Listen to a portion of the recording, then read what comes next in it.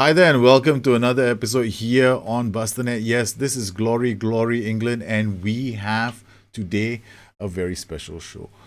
This is a show where we invite members of the community on and we ask them for their experiences in playing the game of Football Manager, and we invite them here to manage England. I am the assistant manager. Our England manager is usually red carded, so I have to make all the changes for him if he needs any changes made during the game. We've already played a few games.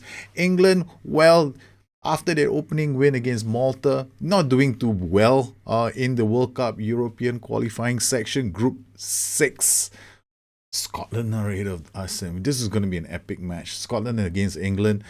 We've already drawn to Slovenia, Lithuania. We've beaten Malta, but those guys are below us on the table. And we have a very special manager this time around, and he is going to be in charge of the whole shebang. He is none other than Lucas Weatherby. Hello, Lucas. How are you?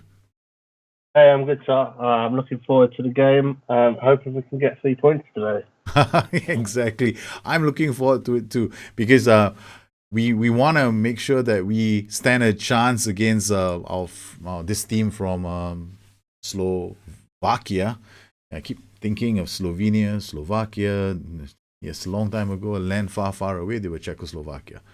Okay, so we've gone through this tactic. Essentially, what you've gone for is the same as we want to run through the opposition instructions now. Now, this tactic has been set up with all these opposition instructions. Are you comfortable with using these opposition instructions ahead of our match? No. Okay. Let's actually, when I set up the tactic, I didn't look at the OIs. Okay. So let's actually scrap those. Okay, we're gonna clear all the OIs. Yep.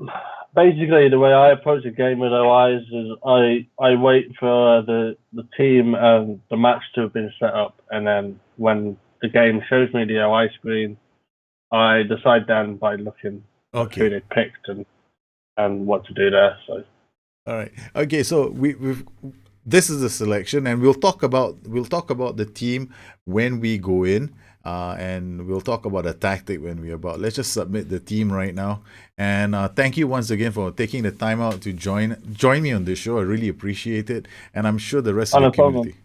Yes, and here we are. This is a table. Okay, so Slovakia. All right, Jordan. Okay, so we send assistant. All right. Okay. I don't do tunnel interviews. I don't do any of this stuff. When I'm playing FM, I've got my assistant manager doing it all the time. I got no time. I mean, I'm old school. When I used to play Champ Man, we didn't have all this, and I still did okay. All right, so here we are. We've got the tactic. It's already been submitted. These are the players from Slovakia, and we are staring at the opposition's instruction screen at the moment. What are your thoughts? Okay, I would go hard tackling on my Hamzik. Hard tackling on this chap. All right, so we'll hard tackle the position or the player. The player. So Hamzik in the midfield right position, hard tackling, and then. Yeah, so you already got for position, that's fine, yeah. Okay.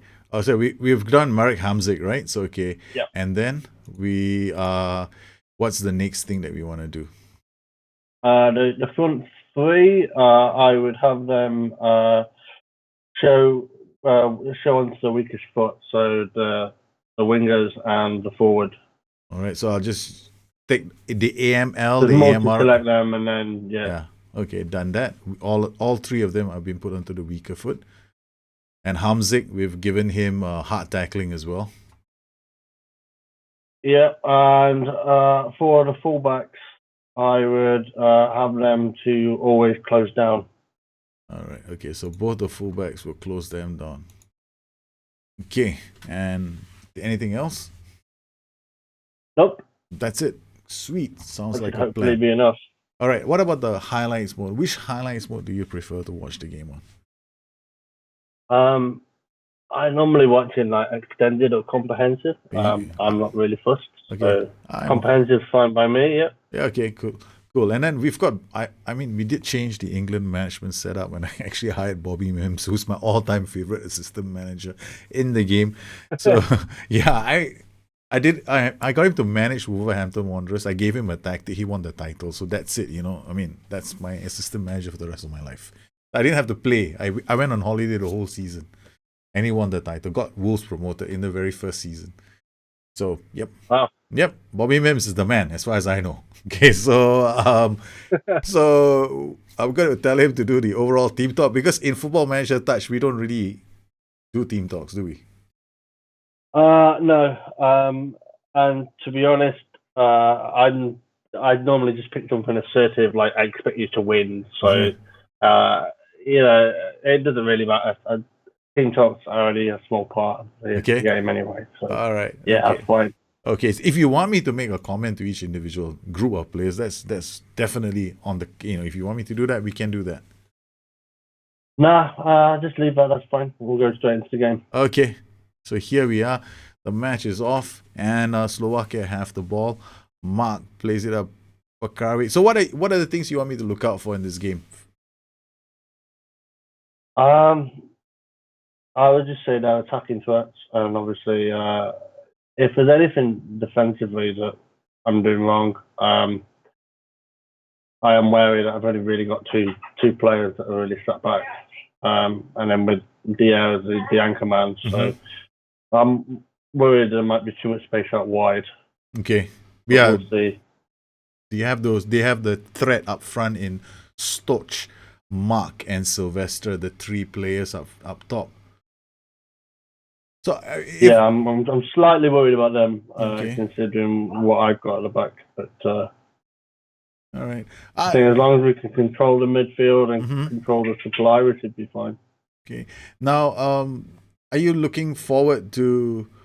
Do you have any personal wishes, for FM Touch? Who will you be managing when the game comes out? Is there a favorite team that you manage all the time? No, I don't actually. I've been all sorts of different saves.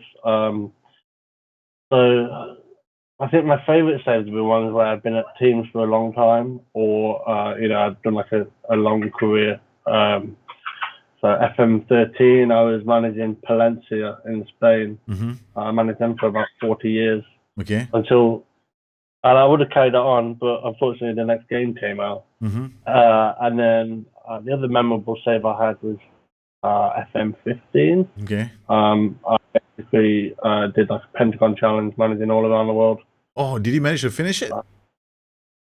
Yeah, so I managed in Chile, I managed in Brazil, then America, South Africa, Korea, China, and I ended up in Spain at Barcelona, and completed the Pentagon challenge there. So that was a really cool save. Did you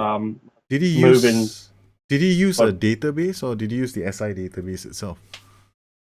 I used the SI database, so it was, what was the default at the time. So what was the best thing about the Pentagon challenge? The best thing about it, probably, as I was moving clubs, I had a bit of a habit where I would try and take players with me. There was one player who was at my second club, and I actually bought him when I moved to my third team. I moved to Brazil, running Cruzeiro.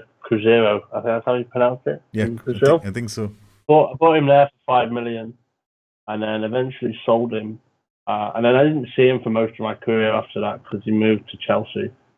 But when I moved to Barcelona, I'd actually lost like my first 3 games of the season.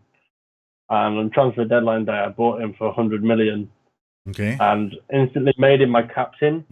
And then he went on to score 50 goals in 50 games, won World Player of the Year. And that was like the best money I've ever spent in FM. So just being able to buy players and sort of take them around to the different teams, you kind of have that bond with your new gens. True. It's the one part of the game that I keep, if I'm on a bad run in this game, like I might, fail to win a string of matches, I always have to step back and remove sentimentality from my player selection, because I tend to have this problem sometimes. I'll I'll refuse to accept the fact that a favorite player of mine could be the cause of our bad run of form. Yeah, I have a hard time when I brought players in for a club and had them for a very long time. There was a couple of players in my Palencia game where I had that. They were reaching the ages of 30, 31, and I just didn't really want to sell them, but I had to, just because I knew that that would have been their last effective season, and it was the only time I'd ever. I I must know. have reacted. Yeah, we've had a lot of close. We've had a lot of very, very good chances. We had Kane with one shot that he should have buried. We've had another opportunity we have Jermaine Defoe has had 2 chances so far, and your decision to use Antonio as a purely attacking threat, even though he's only got 11 for. Sorry, I think only got 9 for tackling, has been inspired because a lot of the threat that England have produced in the first half have come from Antonio's foraging runs down the right flank. Yeah, I didn't actually have him in mind originally when I was picking the squad. I actually picked my 22 players. I did actually have Walker and Klein as my wing backs, but then as I was kind of looking for other areas of the squad that I wanted to sort of improve. So I was looking to improve like the throw-ins. So when I noticed that he was really good at throw-ins, I saw that he was doing quite well in the save at West Ham. I scored something like 6 goals in 10 games for them. So I thought he was in form, so he might actually be quite useful. And boy, he's proving me right. So, like when you did your Pentagon challenge, where did you start the save from? I started in Chile in the 2nd division with a team called Santiago Morning. Santiago, I managed them for a few seasons. I won the Chile FA Cup, and then I got offered the job at Colo Colo, which obviously the big team in Chile. And it was with them I actually won the Chilean Premier Division. And then I just moved on to Brazil from there because I thought Brazil would be the best chance of winning the Libertadores. And the team I took over in Brazil, they were actually bottom of the table at the time. And I won a league first season with them, so they were like bottom after 9 games. And I think I was using a 4-3-3 tactic, and managed to win the league with them.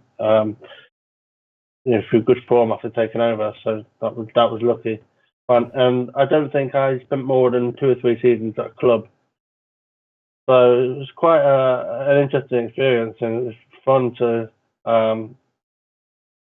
do quite well. So I'm just kind of watching the highlights, and it's just kind of distracting me a little bit, thinking I might score. Yeah.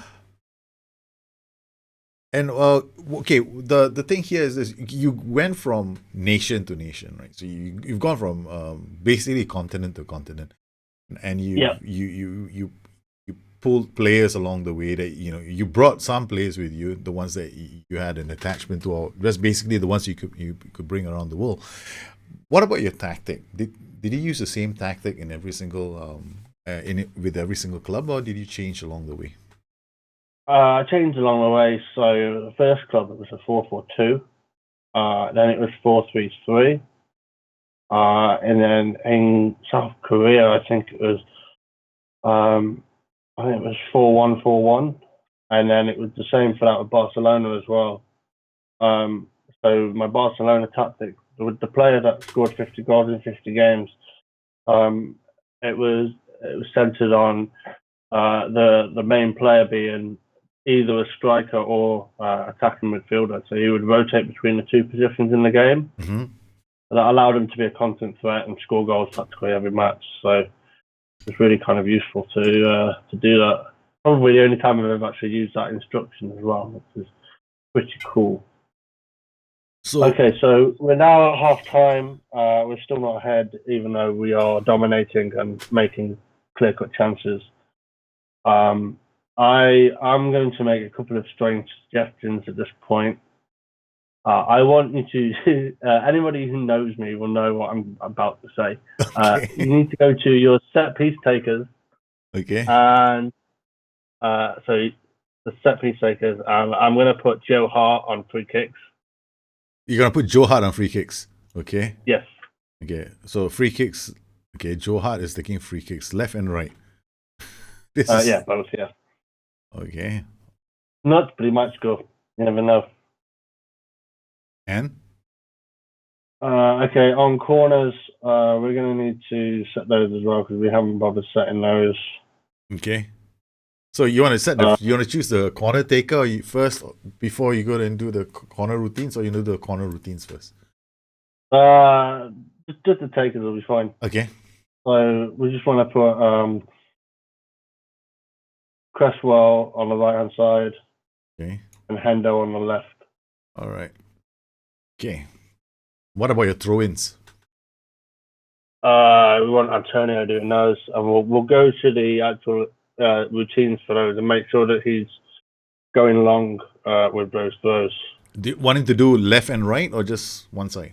Yeah, Antonio left and right. Yeah. Okay, so let's go to the corner. Let's go to the throwing routines, because you mentioned that this is specifically something that you want to work on. All right, so we are on the throwing routines first. What do you want to do? Okay. So first thing to do is to set that to be long throws. Okay. And I'm just having a look now. So anybody who is set to bring it short, we're going to send them to go forward. So anybody who has been told to come short are going forward. Yeah, right? they're gonna go forward, and then we're gonna have Dele Alli lurk outside the box, which I think he already is anyway. So yeah, Dele Alli is lurking outside the box. Who else is lurking outside the box? we'll just have those. We'll just have him Okay. on the box on his own. So Okay. that should hopefully be. And we'll replicate that on both sides Okay. of the throw-in instruction. That's it. All right, so we've done this. What about the defenders? Do you want them to go up for the throw-in, or you want somebody else back? Leave them back. Leave them back. That's fine. Okay, so on the left, we'll replicate the routine. Okay, the routine has been replicated on... Holy cow, why didn't it replicate? Load. Oh, it didn't load. I'll have to do it. Okay, so you come here, you come here. Got Delhi outside, and then we seem to have two. Yeah. Okay, done. That's weird. Yeah. It wouldn't pop up, but it's okay. We just found something interesting in the game. It's okay. What about the corner routines? We're going to leave them as they are. Okay. Leave them on mixed. I think that would be fine. Okay. So I think we should have a look at the. Let's have a look at the overall tactics and see what the players' okay. ratings are. Might make one or two changes there. All right. So this is the overall tactic.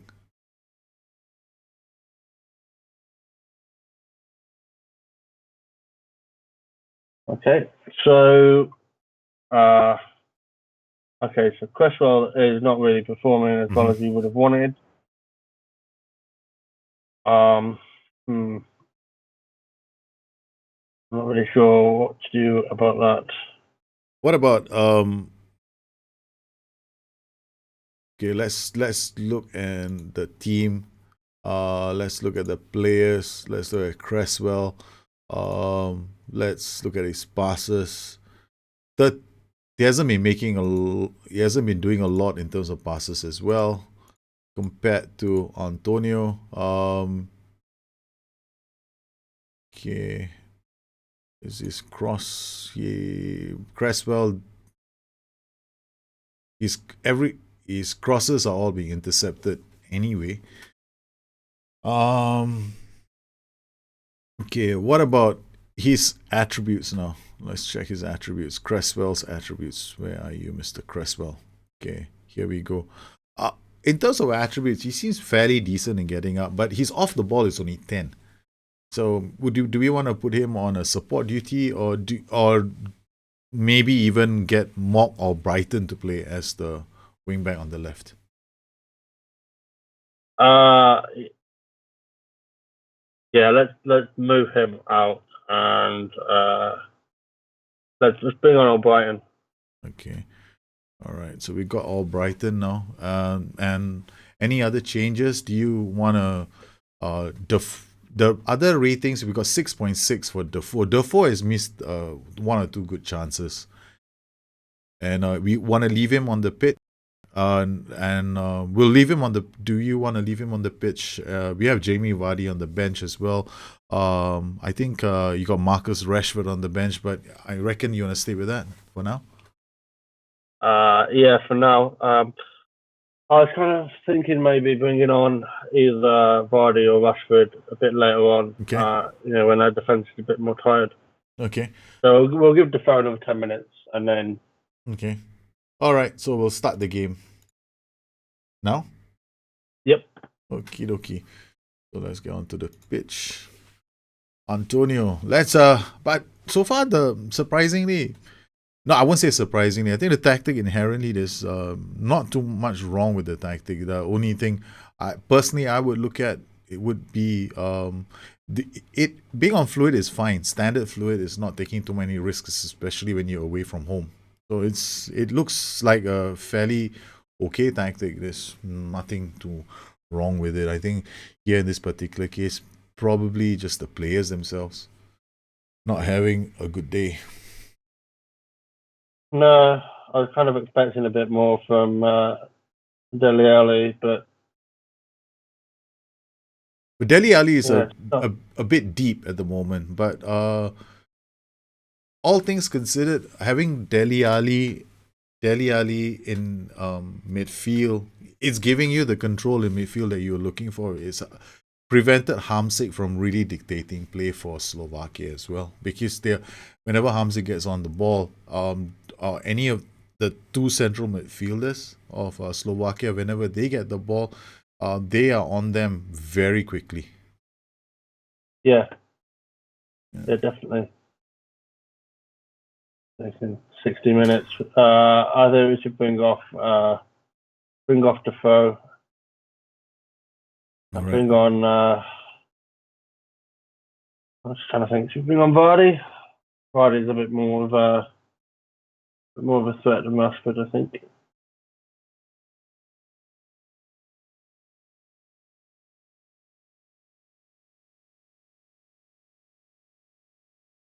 Excuse me, I just had to cough because once in a while I get my asthma attacks, and it's actually happening while we're doing the show. So who do you want to bring on? We got Jermaine Defoe. He's not performing very well. But the same could be said of Harry Kane. but Jermaine Defoe's morale is also very low, fairly poor. So you could make an argument for bringing on somebody else. Yeah,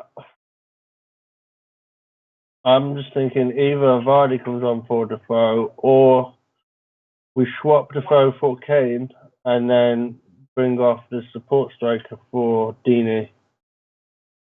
So and Deeney can do some of the legwork to create space for Kane, maybe. Okay, so what do you think? Oh, okay. This is interesting now. I'm thinking of taking off Defoe. Clearly, Harry Kane hasn't been playing that badly in this game in a support role because he has been creating opportunities for the other players, which was he created two opportunities earlier that I saw. But the option of having Troy Deeney, because Troy Deeney is actually very strong, and his passing and his 14, decisions about 11. He's got vision. He doesn't see a lot of the passes. Harry Kane, on the other hand, he's got better vision. He can pass the ball. His passing is 12.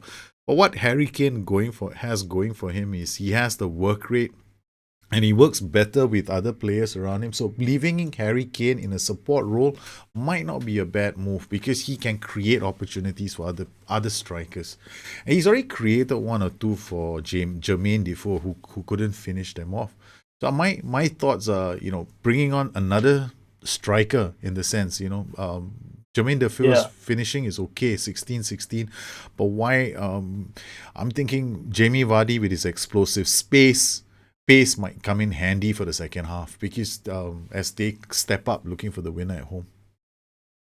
Yeah, okay, yeah. We'll bring on Vardy. Okay, so we got Harry Kane still there, Vardy and Mark Albrighton. Fine? That looks okay to me, I think. Yep. Okay, here we go. Because the rest of the players, the other thing I was thinking of, we have a box-to-box midfielder in Dele Alli. That's fine. I mean, he's creating opportunities. Kane is using his strength to win the ball, and he does a lot of link play onto the right flank because his strength is allowing and players like Antonio to prosper on that flank. And Dele Alli, well, the only thing I have question marks is that I'm only hoping that Dele Alli doesn't lose the ball too many times in midfield. But there is no other player left in our team who could take Dele Alli's place. That's the downside. Yeah. This England team is quite thin. Yeah, I couldn't really find. I mean, the closest out to beat wise I could find was actually Ryan Mason, but I mean, obviously, he's nowhere near as good. So, worst case scenario, I had Ryan Mason to maybe come on as a centre mid, but yeah. Now we're not very blessed in the midfield, really. Yeah, and the one thing though, Slovakia have changed into a more attacking 4-3-3 at the moment, so we can only hope that they give up a bit more space because they look like they're going to give up a bit more space on one of their flanks because they've already got a few yellow cards on their right. Oh. Yeah, we are missing a fair few, but this Sylvester is away. No, Sylvester has been dropped by has been stopped by Dyer. This is not looking very good for England. No. I think we should bring off Lallana. No, it's gonna we're gonna have to hope that Joe Hart does something right now. I think you're seeing it right now. Michael Keane just gave up a penalty inside the box. Oh. Okay, so you wanna bring off Michael Keane? I was thinking bringing off Adam Lallana, but they could bring off Michael Keane, but then I've only got one defender. No, I don't know. I'm not suggesting bring on Michael Keane. I don't know how those two got linked together. It was supposed to be Lallana. I just saw Michael Keane give up the penalty and went like it was like a reflex action. My brain went, "Oh shit, get off the pitch."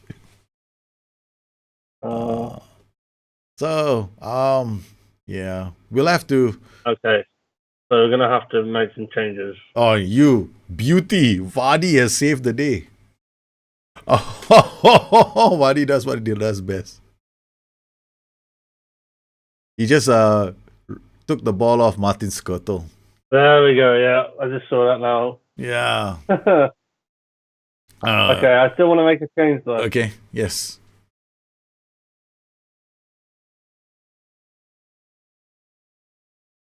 You want to take off Lallana? Yeah. Yeah, take off Lallana. I think. Okay. All right. We've got Ryan Mason, and basically you got Ross Barkley as well. So, but yeah, I was thinking straight swap would have been Ross Barkley, but then his morale's quite low. Mm-hmm. So sorry.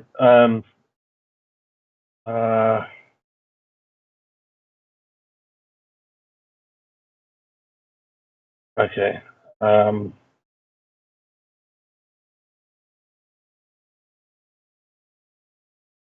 Okay, let's swap him for Ross Barkley, and let's change Barkley from an advanced playmaker to an attacking midfielder.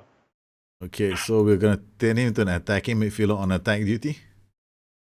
Or support attack. Okay.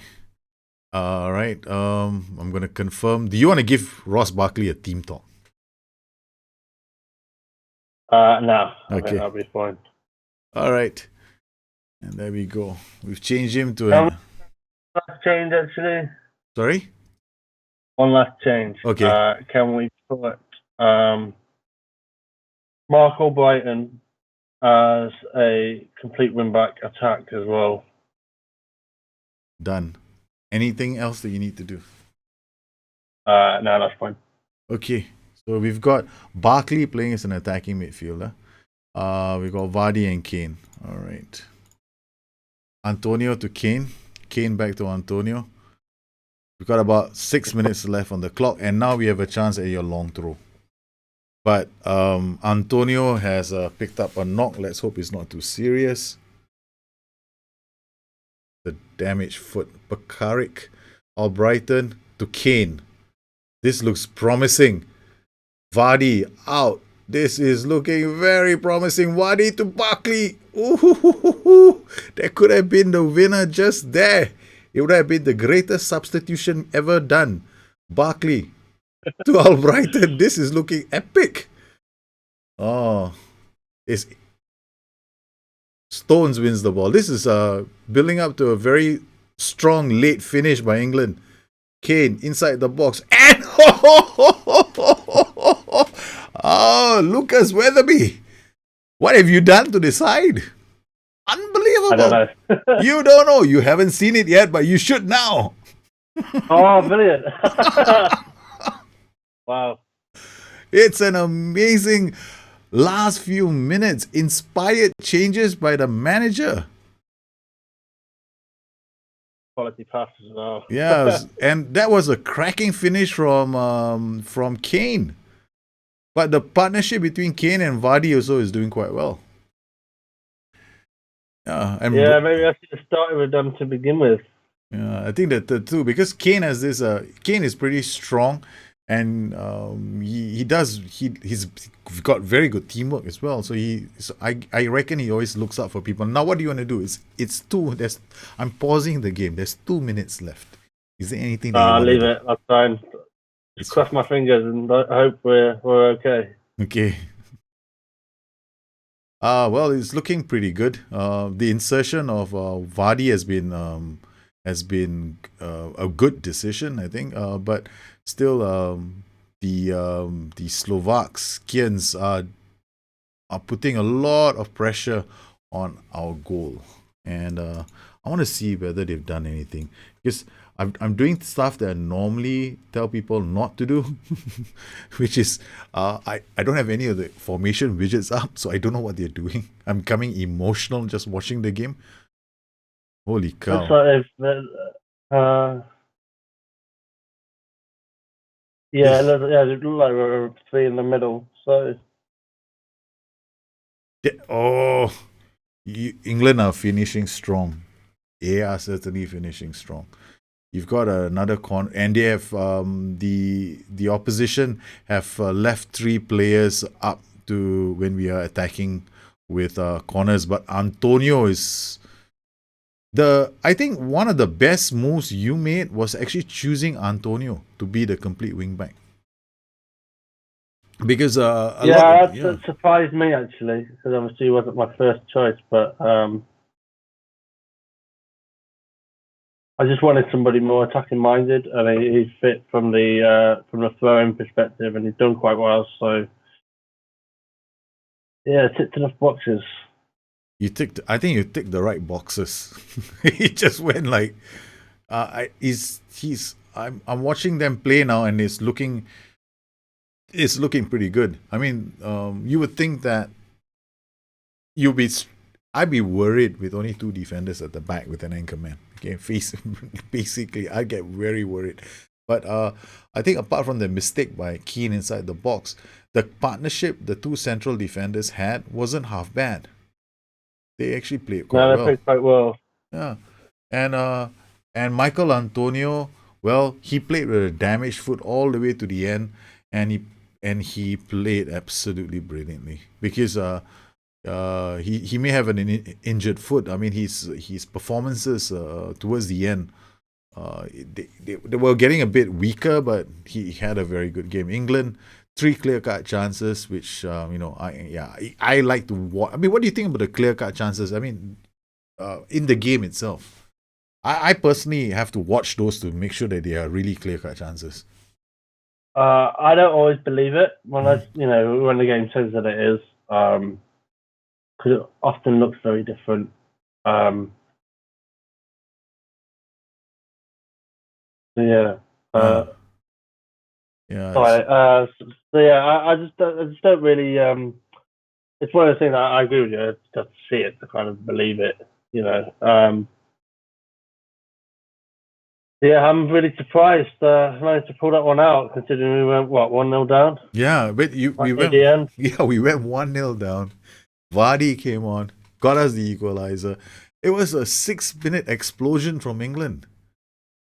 You got Vardy and Kane. Kane finally scored. Kane has not found the back of the net in the last two internationals, and yes, you've gotten Kane to score, and Kane scored a beautiful goal. I mean, he smashed that in. The keeper, I think, got a hand to it, but he couldn't stop it. Just buried. And now England are back. England are back with a chance. The match against Scotland holds. It's going to be Battle of Britain to decide England's fate in the European qualifying section of the World Cup. Yeah, hopefully we can bring that back. I'll definitely be looking forward to seeing how others do Oh, okay. All right. in future episodes.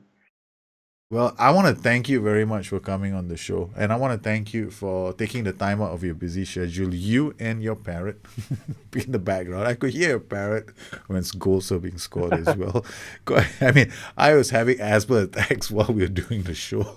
To me, it had all the drama. So, Lucas, thank you very much for taking the time out.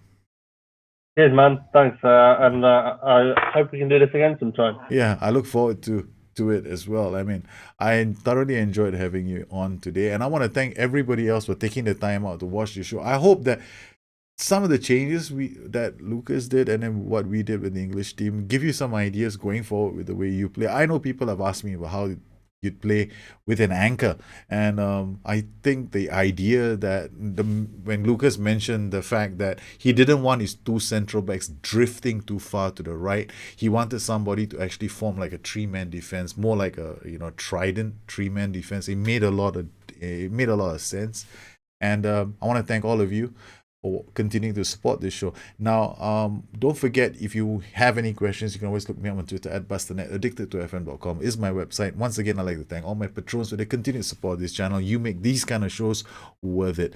And yes, I can't wait for the next show to come around the corner. So you guys take care. Bye-bye.